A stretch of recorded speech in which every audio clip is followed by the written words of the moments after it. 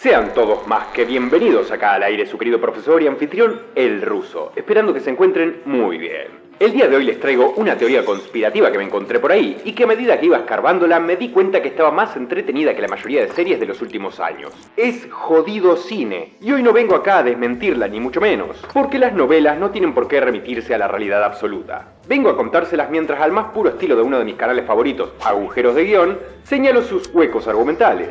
Dicho esto, espero que se hayan preparado sus mates, acompañados por un gorro de aluminio y la sustancia alucinógena de su preferencia, porque sin más que agregar, arrancamos.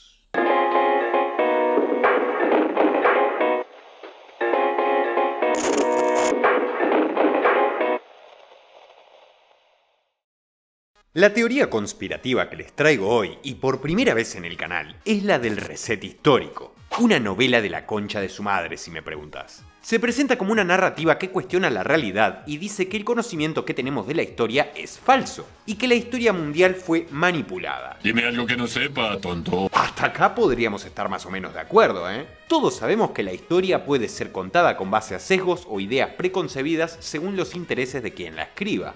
Pero después empiezan a ponerse originales, porque según ellos, esta manipulación es realizada mediante cataclismos orquestados o aprovechados por las élites mundiales, con el propósito de ocultar la existencia de civilizaciones súper avanzadas y plantear un relato conveniente a sus intereses. Aparentemente, los creyentes de la conspiración consideran imposible que las civilizaciones humanas existan hace tanto tiempo, debido a la inconsistencia documental y a la falta de información sobre ciertos periodos de tiempo. Pruebas documentales e información sobre la que tampoco disponen para probar sus teorías. Pero no nos salgamos del lore. Yo no vengo acá a desmentir nada. Voy a contarles la conspiración y cuestionar la historia con la lógica del universo que me plantean. De la misma forma que cuestionaría los agujeros argumentales de Naruto. De esta forma explican que las civilizaciones humanas tienen alrededor de 2000 años, y no alrededor de 6000 como dice la historia oficial, implicando así que civilizaciones como el antiguo Egipto y la antigua Grecia existieron en épocas más recientes y que incluso algunas pudieron haber existido al mismo tiempo. Igual de entrada ya no me dan los números, porque ¿cómo pueden saber a ciencia cierta que no fueron 6000 años si no saben nada de las civilizaciones antiguas más allá de que existieron? Porque digo, si eran tan avanzadas y fueron borradas por las élites sin dejar rastro, ¿cómo saben que esas civilizaciones no se desarrollaron por 4000 años antes de que fueran destruidas? Y si era tan listo, ¿por qué se murió? Si hubieran sido una raza extraterrestre que llegó de la nada, tendría más sentido con el lore, pero no hay aliens en esta conspiración. Entre los máximos exponentes de esta historia tenemos a Anatoly Fomenko. Para mí, el Akira Toriyama de las conspiraciones. Y el único referente que voy a mencionar porque como mínimo tiene un título y ha escrito muchos libros. El tipo es un matemático nacido en la Unión Soviética que a través de sus libros, Nueva Cronología, sostiene que cronologistas y jesuitas, como Joseph Scaliger y Dionisos Petavius, manipularon los registros cronológicos añadiendo siglos inexistentes para crear una continuidad artificial. Postula que eventos como el Renacimiento europeo en realidad ocurrieron mucho más recientemente de lo que se nos enseña, y que toda la narrativa medieval es una fabricación. Según esta línea de pensamiento, los historiadores medievales actuaron como agentes de las élites que buscaban consolidar su poder, eliminando rastros de civilizaciones anteriores y forjando una historia que justificara su dominio y el dominio de ciertos linajes, además de implantar una visión eurocentrista del mundo. 地上に存在するすべての人間に現実をかけ、俺がすべての人間をその現実の中でコントロールし、それが俺の月の目計画。 Fomenko analiza registros históricos de fenómenos astronómicos como eclipses, cometas y alineaciones planetarias. Usa modelos geométricos y cálculos para comparar estas descripciones con predicciones modernas sobre la posición de los cuerpos celestes. A partir de esto argumenta que algunos eventos fueron mal datados o que los registros son directamente ficticios. Además, compara civilizaciones mediante la geometría y nos dice que tienen demasiadas cosas en común, y debido a esto considera que casi todas son réplicas alegóricas de una misma. Por último, toma descripciones de cuerpos celestes y constelaciones de la antigüedad, y llega a la conclusión de que coinciden con algunas más recientes, concluyendo que efectivamente ocurrieron hace poco y no hace tanto tiempo como se dice. A ver, no voy a criticar la falta de respaldo arqueológico, ni la huevada de la geometría comparada de civilizaciones antiguas y recientes, porque al menos es original y en las reglas del reset verso eso funciona así. Pero mi pregunta es, ¿cómo es que estas élites plantearon un relato eurocentrista, pero al mismo tiempo todas las teorías de civilizaciones avanzadas de estos conspiranoicos ocurren en Europa y Rusia? Digo, si la visión es eurocentrista, significa que estuvieron ocultando las cosas de lo que no es Europa. Pero la conspiración no habla casi nada de América, y ni hablar del sudeste asiático o África. Al final, no sé si la visión eurocentrista es plantada por el antagonista o por el héroe de la historia. Pero supongo que ustedes se preguntarán, ¿en qué momento se eliminaron las civilizaciones antiguas y se inventaron años? Pues este anime nos marca dos momentos concretos, casualmente en periodos de tiempo que son reconocidos con su propio nombre en la historia oficial, las Edades Oscuras. Este es un nombre figurativo que ha sido dado por la pérdida de conocimiento o inexactitud en los eventos históricos en ciertos periodos. El primero de ellos es conocido como la Edad Oscura Antigua, un periodo ocurrido entre el año 1200 al 800 a.C. Marca el colapso de las civilizaciones micénica y minoica en Grecia y el Mediterráneo oriental, seguido por una pérdida de escritura donde el sistema lineal B dejó de usarse y un declive en la arquitectura y el comercio. También coincide con el colapso de otras grandes civilizaciones de la Edad de Bronce, como el Imperio Hitita, Egipto durante su periodo intermedio y las ciudades del Levante. Una serie de eventos como desastres naturales, enfermedades y conflictos bélicos provocaron la destrucción de los centros micénicos, que a su vez causó que los registros históricos de esas épocas desaparecieran en su mayoría. Sin embargo, para el lore del reset,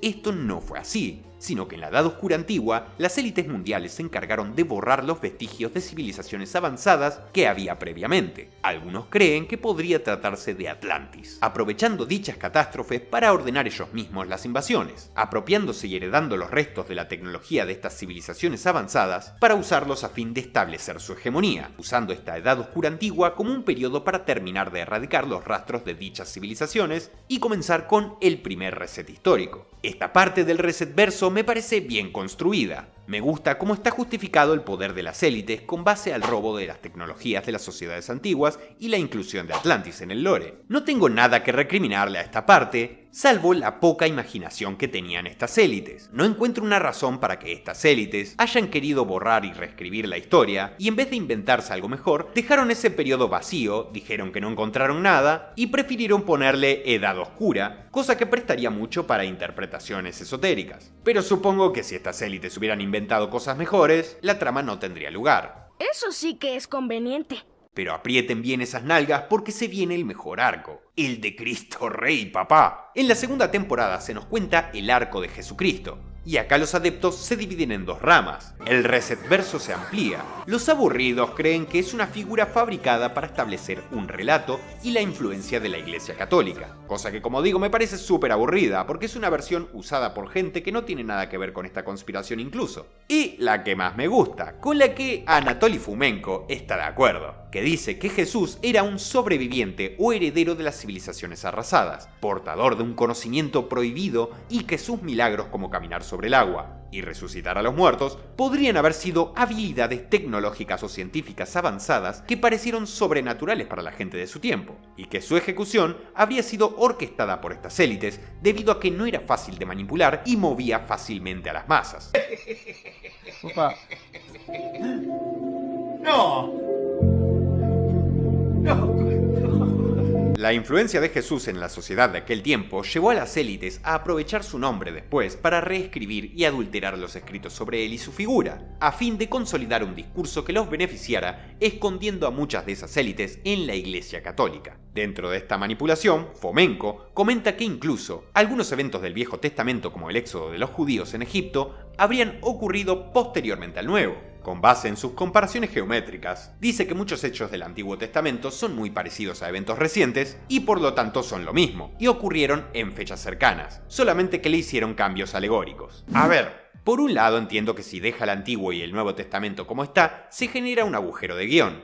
porque si dejamos, por ejemplo, el Éxodo anterior a la existencia de Jesucristo, lo que viene más adelante no tendría sentido, y tampoco la existencia de la Edad Oscura antigua, porque recuerden que manejamos muy poco tiempo dentro del lore para acomodarlo todo. Fomenko menciona explícitamente el Éxodo como una copia distorsionada de eventos posteriores en la Edad Media, llevándolo hacia atrás para rellenar el espacio inexistente en el periodo anterior. Sin embargo, en la siguiente temporada nos dirá que la Edad Media fue una invención, haciendo que entonces ahí tampoco se encuentre la versión original. Por lo tanto, queda un enorme hueco argumental en la trama, porque si llevamos el Éxodo como original hacia atrás, choca con las civilizaciones avanzadas previas, y si los llevamos hacia adelante, choca con la inexistencia de los eventos de la Edad Media, dando como resultado la existencia de algo que simultáneamente se asegura falso. Lo que sí me molesta es cómo invirtió los testamentos, volviendo a usar la geometría comparada como un deus ex machina para justificar este traspaso. Se le hubiera ocurrido algo mejor o distinto. Usando nuevamente el éxodo de los judíos como ejemplo, Fomenko dice que esto es muy similar a las grandes migraciones ocurridas en Eurasia durante la Edad Media.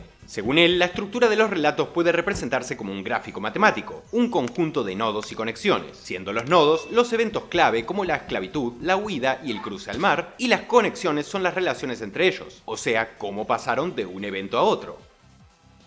¿Y ya? Creo que no necesito explicarles por qué esto es reducir todo a una simplificación extrema. Por último, decirles que la geometría comparada tiene un nombre bastante científico, pero no existe como disciplina, sino que es una herramienta creada por Fomenko específicamente para esto. Además, también me molesta que haya dejado a los judíos, un personaje secundario con mucho potencial, sin desarrollar. Igualmente, por lo menos la figura de Jesús no se termina acá, porque viene un tremendo plot twist que les va a dejar el ojete vibrando. Dentro de las variantes de la teoría, algunos afirman que María Magdalena había tenido una relación formal y carnal con Jesucristo. ¡No mames! No me funen, no lo digo yo, está en el manga. Dando como resultado linajes ocultos que serían protegidos por la iglesia e insertados en la historia artificialmente, como veremos más adelante. Rennes-le-Château, un pequeño pueblo en Francia, es considerado un epicentro de esta conspiración. Acá aparecen figuras como los guardianes del conocimiento, que serían grupos de poder que han preservado estas verdades mientras manipulan la narrativa pública. Entre estos se incluyen sociedades como los templarios, masones, illuminatis y otras organizaciones ocultas que han influido en eventos históricos significativos. Si esto te suena familiar, probablemente sea por El Código Da Vinci, una novela de Dan Brown que, aunque ficticia, se basa en teorías conspirativas y en hipótesis populares relacionadas con la Iglesia, el Santo Grial y los evangelios gnósticos. Sin embargo, me sorprendió bastante darme cuenta que la novela de Dan Brown fue escrita en el año 2003 y está bastante inspirada en otros libros de los 80, pero sin embargo, nuestro querido Fomenko comenzó sus teorías en los 70. Por lo tanto, esto le da más puntos a Fomenko para el Premio Nobel de la Literatura. El arco de Jesucristo sería la base para la siguiente temporada, y una de las más importantes en la que ya todos los teóricos del reset se ponen de acuerdo. Y son los conocidos como Años Oscuros. Si bien no es un título oficial, se le entregó por algunos historiadores de la época medieval para nombrar el periodo comprendido entre el año 476 y el 1000 después de Cristo. Se caracteriza como una época de retroceso cultural, político y tecnológico en Europa tras la caída del Imperio Romano. Muchas ciudades importantes decayeron, las estructuras centralizadas colapsaron, resultando en una pérdida significativa de conocimiento escrito, lo que generó una dependencia de tradiciones orales. Se perdió gran parte del conocimiento clásico en campos como la ciencia, la filosofía y la ingeniería. Hubo un declive en la alfabetización y en la producción intelectual, salvo en monasterios que preservaron algunos textos antiguos. Sin embargo, Fomenko y los teóricos del reset consideran que este fue un periodo utilizado para integrar artificialmente linajes reales, expandir el dominio católico en Europa, que como vimos anteriormente fue creado por las élites, y volver a hacer una limpieza de vestigios de civilizaciones antiguas que habrían sido descubiertas. Muchos señalan a los merovingios como algunos de estas dinastías, una de reyes francos que gobernaron gran parte de lo que hoy es Francia y Alemania desde el siglo V hasta el VIII. Y que son fuente de muchas otras teorías conspirativas. Y acá se vuelven a dividir en bandos, unos que creen que simplemente fueron insertados, y los segundos que creen que los merovingios eran los descendientes de Jesús y María Magdalena. ¡Tomá! Incluso hay otros que dicen que en realidad el descendiente directo de estos fue uno de los emperadores Comneno del Imperio Bizantino, imperio que a su vez Fomenko considera que es inventado. Por más que crea que esta temporada es mejor que la de la primera Edad Oscura, tiene cosas que no explican y lo dejan a interpretación de la audiencia. Primero, si las élites eliminaron a Jesús por ser el portador del conocimiento prohibido, ¿por qué no liquidaron a su descendencia? ¿Acaso los manipularon para que los ayuden? o terminaron siendo villanos que no les importara que las élites mataron a su padre. Segundo, los merovingios existieron entre los siglos 5 y 8, cosa que en ningún momento de la teoría me niegan. ¿Pero no habían establecido que estos años, hasta incluso después, habían sido inventados? Si para cuando termina la Edad Oscura no queda un rey injertado, no tiene sentido que los hayan incluido ahí. Ni tampoco aclaran si existieron de verdad en el siglo 5 y 8, o antes o después. Ah, sí, bueno, siempre que vean una cosa así, lo hizo un mago. Pónganse de acuerdo, o los merovingios existieron, eran descendientes divinos y trajeron el cristianismo a Europa para dominar el mundo, o estos años no existieron y se los inventaron para establecer el cristianismo y dominar el mundo. Nótese cómo dominar Europa es dominar el mundo. Pero los eurocentristas eran las élites. Para mí tendría más sentido la otra variante, que fueron los Comneno, ya que en la historia oficial gobernaron del siglo XI al XIII, es decir, justo cuando termina la Edad Oscura y por lo tanto calza perfecto. Sin embargo, acá también la cagan después, porque Fomenko dice que el Imperio Bizantino no es canon. Pero entonces, ¿qué gobernaban? No me pueden decir que los Comneno eran un linaje insertado que metió el cristianismo, pero que no gobernaron nada. Este es un agujero de guión gigante. Personalmente me hubiera encantado que el descendiente de Jesús hubiera sido Balduino IV. Queda con las fechas y hubiera sido tremendo giro de trama, y explicaría esa resistencia que tenía el leproso para seguir chambeando pese al dolor. Élites, primer aviso, en el próximo reset agregan estas notas. El punto es que aparentemente, además de esto, volverían a ocultar tecnologías y estructuras avanzadas heredadas de civilizaciones previas que desafiaron el poder de las élites. Se destruyeron textos, tecnologías y edificios avanzados. Las invasiones bárbaras, incendios en bibliotecas como la de Alejandría y la censura de la iglesia serían parte de este esfuerzo. Incluso los 18 meses de invierno volcánico del año 536, donde una espesa niebla producto de una erupción volcánica cubrió Europa, Oriente Medio y Asia, habría sido orquestada por estas élites, para bien con ella directamente erradicar los restos de esas civilizaciones, o bien pudo haber sido un efecto secundario de la destrucción de las mismas. De nuevo, las élites son eurocentristas, pero los conspiranoicos solo meten a Europa en el lore. Propongo una funa masiva en Twitter para hacerlos reflexionar y que hablen más de Latinoamérica y España. Y no es por capricho, si dejan el resto del mundo afuera hay cosas que no terminan de cerrar en la historia, y se generan nuevos agujeros de guión. Por ejemplo, si las élites establecen el poder católico en Europa, ¿las mismas élites establecieron el Islam en los países musulmanes? ¿O fue una facción distinta? ¿Por qué incluyeron el arco de la división católico-protestante más tarde? ¿Fue un desacuerdo entre las propias élites? Esto podrían justificarlo con que nos mantuvieron ocupados con guerras controladas por las mismas élites para, no sé, manejar el número poblacional. Pero esto me lo tendría que inventar yo, nadie me lo explica. Aparte, si estos 500 años fueron inventados, ¿esos mismos 500 años tampoco pasaron en China? Porque ahí aparece la fragmentación de las dinastías del norte y el ascenso de los Zhou, la reunificación de las dinastías norte y sur, y el gobierno de la dinastía Tang, entre otras cosas. ¿Todo eso tampoco existió en China? ¿Por qué los chinos tienen mucho mejor guardada su historia y eso que les prendieron fuego las bibliotecas como 20 veces? ¿Y por qué las élites al establecer los años discriminaron a Nepal, que actualmente está en el año 2078? ¿Cuántos años se inventó Nepal en su historia? Lo hizo un mago. Aunque esta temporada a simple vista parezca estar bien, está llena de guionazos. A mí me hubiera cerrado más que como mínimo cada continente tuviera sus propias élites y manejaban sus propias historias. Después se juntaron todos y decidieron qué año sería, excepto el que se encargaría de darle el año a Nepal. Ese se puso en pedo la noche anterior y se quedó dormido. Finalmente llegamos al arco más importante en el que casi todos creen, el de la civilización de Tartaria. Sí, como el pelado ese que fue a hablar giladas en el debate con Santa Olalla. El amor. Acá no se ponen de acuerdo, pero Fomenko dice que fue más o menos en el siglo XIX, así que si él lo dice, es canon. Sugieren que fue una civilización altamente avanzada, pero no avanzada sino más, avanzadísima, con vehículos voladores y toda la cosa, ubicada más o menos en Siberia, capaz de proezas arquitectónicas y tecnológicas que rivalizarían con lo que hoy consideramos moderno. Se dice que sus edificios eran colosales, con sistemas energéticos basados en tecnologías naturales, como la electricidad atmosférica. Ejemplos de su supuesta magnificencia incluyen estructuras conocidas hoy como catedrales góticas y palacios, que habrían sido adaptadas posteriormente por otras culturas para ocultar su verdadero origen. Bueno, ojo, acá indirectamente aparecen los gallegos. El poder y el avance de Tartaria llegó a rivalizar o amenazar el status quo de las élites, logrando ser una civilización capaz de gobernarse a sí misma. Esto me huele a desarrollo de personaje. Esto provocaría una guerra directa con las élites, quienes acabaron por destruirla con lo que pueden buscar como Mudflood, grandes inundaciones de lodo capaces de sepultar ciudades enteras. La narrativa afirma que la destrucción del pasado de Tartaria fue sistemática. Invasiones como la napoleónica Rusia se presentan como actos deliberados para erradicar los últimos vestigios de esta civilización.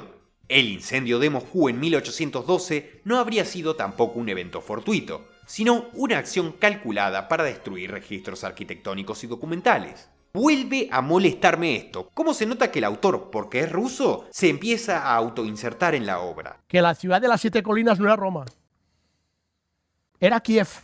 Todo el imperio romano fue en Rusia y luego bajó hasta la bota itálica. ¿Por qué todo pasa en Rusia? Este era un buen momento para incluir a América y poner Tartaria en nuestro continente. Si la teoría hubiera sido como digo yo, rompería internet hoy en día. Mexicanos y peruanos estarían discutiendo si Tartaria eran los aztecas o los incas. Los argentinos estaríamos diciendo que la teníamos nosotros porque ganamos el mundial. Y los estadounidenses estarían llorando en Twitter pidiendo que agreguen grones a la historia para ser más inclusivos. Dios bendiga América. Y si no tengo una mejor, que al menos digan que Tartaria era la dinastía Qing. Yo personalmente me la creería porque en mi cabeza no me cabe que una dinastía tan pelotuda haya durado tanto tiempo. Las fechas coinciden y además podríamos decir que la quema de la biblioteca de la ciudad prohibida en la Segunda Guerra del Opio y la Liga de las 8 Naciones fueron hechas para destruir estos vestigios de Tartaria. Hubiera sido épico y estaría como ¡perdóname por todo, dinastía Qing! Volviendo al canon de la teoría y acercándonos a nuestros tiempos, la Segunda Guerra Mundial, la figura de Hitler y los nazis no fueron nada más que una gran obra montada para destruir puntos estratégicos del globo donde quedaban restos de las civilizaciones antiguas, como Dresde, Hiroshima o Nagasaki. Los bombardeos habrían servido para borrar pruebas arqueológicas y reemplazarlas con estructuras modernas. Se plantea que la guerra fue una excusa para dividir al mundo y las poblaciones en bloques ideológicos, el capitalismo y el comunismo, ambos controlados por las mismas élites. Los acuerdos de posguerra como la ONU serían instrumentos para mantener este control global. Alegan que durante la guerra se redescubrió o reutilizó tecnología avanzada perdida, como los platillos voladores nazis Die Glocke o energía basada en principios de Tesla. Estas tecnologías habrían sido ocultadas tras la guerra y sugieren que edificios que hoy conocemos como ferias mundiales en realidad fueron construcciones de Tartaria. Siendo sinceros, me gusta mucho la inclusión de Hitler en esta parte, pero hay cosas que no me cierran. Y no solo porque se pasaron la primera guerra por el orto, que a mí personalmente me gusta más que la segunda, sino porque esta parte del arco posguerra con Tartaria la desarrollan muy poco. Primero, ¿por qué reutilizarían esa tecnología para la guerra si la guerra fue un montaje? Si fue un montaje, no habría tenido sentido que usaran esa tecnología arriesgándose a quedar en evidencia. Y por otro lado, si no fue un montaje, sino que la aprovecharon, se entendería que los nazis hayan encontrado esa tecnología, pero entonces significaría un segundo nerfeo a la inteligencia de las élites en esta historia, porque hay que ser bastante pelotudo para después de tanto tiempo y tomarte tantos problemas, sigan encontrando esas tecnologías e incluso las usen. ¿Y por qué toda esta tecnología estaba en Japón y Europa, pero los japoneses hicieron mierda a China? ¿Por qué no bombardearon Siberia si Tartaria supuestamente andaba por ahí? ¿Cómo llegaron los restos de esa tecnología a Alemania? Me imagino que lo que encontraron los alemanes fue la tecnología de Tartaria, porque si es una aún más vieja, entonces las élites hicieron su trabajo como el culo. A mí no me va a hacer preguntas ninguna, que me va a dar un ataque. ¡Vamos, fuera! Por último, el final de esta teoría es que actualmente estamos viviendo un nuevo reset, solo que más sutil y sistemático. Esta nueva forma implica el desmantelamiento gradual de nuestra conexión con la historia real. Las crisis globales, los avances tecnológicos y los cambios culturales no serían casuales, sino parte de un plan cuidadosamente orquestado. La pandemia del 2020, la crisis en Ucrania, el apogeo de la inteligencia artificial e incluso la Agenda 2030 de la ONU, y si me preguntas a mí agregaría TikTok, todo sería un plan gradual y orquestado mediante el cual nos trasladan de una forma orgánica a un nuevo reset, en el que acabaremos controlados por la tecnología y sin ningún tipo de privacidad, voluntad o razonamiento propio. Incluso algunos más extremistas dicen que con tecnologías como la HAARP, pueden manipular el clima para inducir terremotos, huracanes y otros fenómenos, para sembrar el caos y reconfigurar regiones enteras y borrando rastros de pasados incómodos. Este final, además de ser más abierto que el ojete de Haru, nos deja demasiados huecos argumentales de nuevo. Para mí quisieron dejar abierto el final de temporada porque están preparando una nueva para más adelante. Pero al menos tuvieron que explicar en esta por qué necesitan un nuevo reset. Ya sé qué es lo que quieren hacer, el poder y controlarnos. Pero, ¿por qué lo necesitan? Es la pregunta. Los anteriores fueron para insertar linajes nuevos y borrar rastros de civilizaciones avanzadas antiguas. ¿Por qué sería este? ¿Que los linajes no están ya establecidos? ¿Acaso Paraguay es una civilización futurista y no nos dimos cuenta porque nos engañaron con el meme de que no existe? ¿Hubo un cambio de poder en las élites y los nuevos quieren más gays en el mundo? No entiendo nada. No pueden vender que es porque la población está despertando porque siempre hay pelotudos con los ojos vendados como yo que creemos en la Edad Media y subimos videos hablando de Balduino. Además, no entiendo por qué si tienen tanta tecnología permiten que Anatoly Fomenko siga vivo escribiendo y revelando todas sus verdades. Escribieron la historia, borraron del mapa civilizaciones enteras sin que nadie se dé cuenta. Bueno, más o menos, porque después parece que lo hicieron como el culo y todo el mundo se da cuenta. Es como un síndrome. Es un pelotudo. Fabricaron guerras y manipulan el clima, pero un señor en Rusia menos conocido que los caramelos media hora no solo lo sabe todo, sino que lo dejan revelar la verdad desde hace 50 años. Pero ojo, porque puede ser que nos hayan dejado un mensaje oculto y esto tenga una razón de ser, porque el otro día me vi una entrevista suya y en un video salió con esta foto. Y todos los comentarios de adeptos a esta teoría lo empezaron a tachar de Illuminati. Ese sí podría ser un buen plot twist. Que Anatoly Fomenko al final era parte de las élites, pero se está revelando. Entonces tendría sentido que sepa tanto y no le puedan hacer nada. Yo no moriré, no importa que mi cuerpo sea destruido por completo. Mis deseos de pelear me levantarán porque son muy grandes. Y después de eso, los derrotaré pase lo que pase. La historia estuvo muy divertida, me la comí con papas y estuvimos hablando con Haru de esto como por 2 horas. Pero los agujeros de guión me la bajaron un poco. Tendrían que arreglar esos detalles para el próximo reset o para un futuro remake. El inicio estuvo bueno, el arco de Jesús fue absoluto cine, el de Tartaria me duele un poco porque fue nerfeado con un guionazo, y el final fue bastante mediocre. ¡Ay, tengan cuidado! El fandom es muy tóxico. Supuestamente quieren despertar al mundo, pero si cuestionas la teoría, aunque sea respetuosamente, en vez de ayudarte te van a tratar de ignorante con el cerebro atrofiado. Si tuviera que calificar esta obra, lo haría como Bitey Byte. El Reset Verso es mejor que Sword Art Online. Y así concluye nuestro programa de hoy. Muchas gracias por haber estado de nuevo en el canal. Si te gustó no te olvides de dejarme un buen like al salir. Y te invito a suscribirte para que no te pierdas el próximo. Agradezco a los miembros y patrocinadores del canal cuyos aportes monetarios evitan que seque la yerba al sol para tomarme unos mates. Y a vos que te quedaste hasta el final, que si te caigo bien y querés hacer un poco más por mí, puedes dejarme en los comentarios las palabras "La ciencia no puede explicar el amor", para que el algoritmo haga lo suyo. Dicho esto, me despido, los quiero mucho y espero que tengan una buena semana. Buenas noches.